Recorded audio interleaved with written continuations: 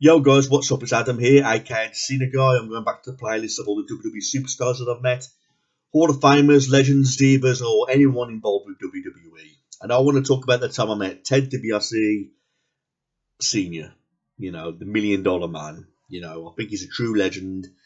Well, man, even remembered for the golden era where he was feuding with the likes of Hulk Hogan, the Ultimate Warrior, and all those other superstars from the golden era. Now, I like the golden era. It was the era that I grew up with when I was an infant. Because my love for wrestling started at 5 years old.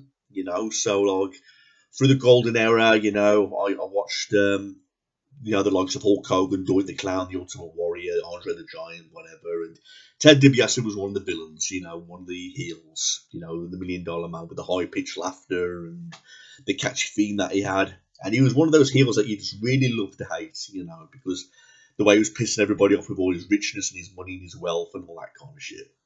Well, anyway, he attends most wrestling conventions these days. He attended for the Love of Wrestling convention last year, and this was the first time I was actually going to meet him.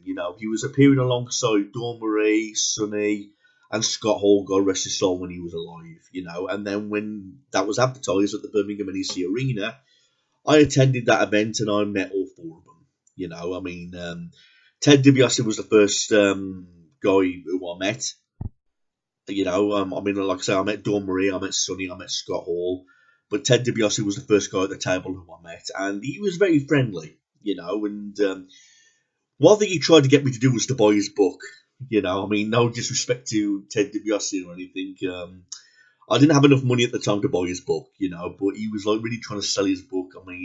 I don't know what all that was about, whether nobody was buying it or he just wants to make a few dime out of it. But he was like saying, "Buy my book, buy my book, buy my book," and I was like, "No, sorry, I'm just here for the selfie and the personalised autograph," But he was like, "Oh," and so he was kind of disappointed that I didn't buy his book, but I hope he wasn't offended because I'm not disrespecting the $1 million man, but.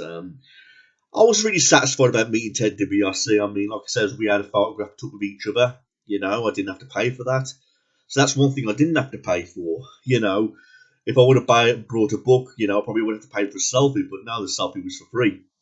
And the personalised autograph was like about £25–30, something like that. And it was a nice autograph. Personalised it to me and written a message. So it's one autograph that I'm really glad to have part of my collection. I've got it in a folder, so it doesn't get creased or anything like that. But I'm glad I met Ted DiBiase, not just because he's a legend, but he was a nice guy. It's nice to meet all these former WWE superstars who are just generally nice people, and Ted DiBiase was a nice person. I don't know what his son is like, Ted DiBiase Jr., because I've never met him, I haven't met him just yet.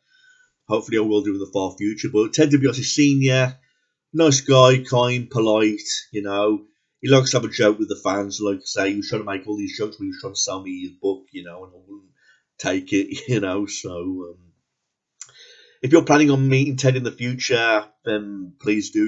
Coming from me, you will not be disappointed. He was a very nice guy. He's involved with WWE big time, and he's a well-deserved Hall of Famer. So thanks for watching this, everyone. If you've got any questions you want to ask or anything you want to say, please drop them in the comment section below. Thanks for watching this, everyone. That's my review for meeting Ted DiBiase. Okay. Thanks for watching. Peace.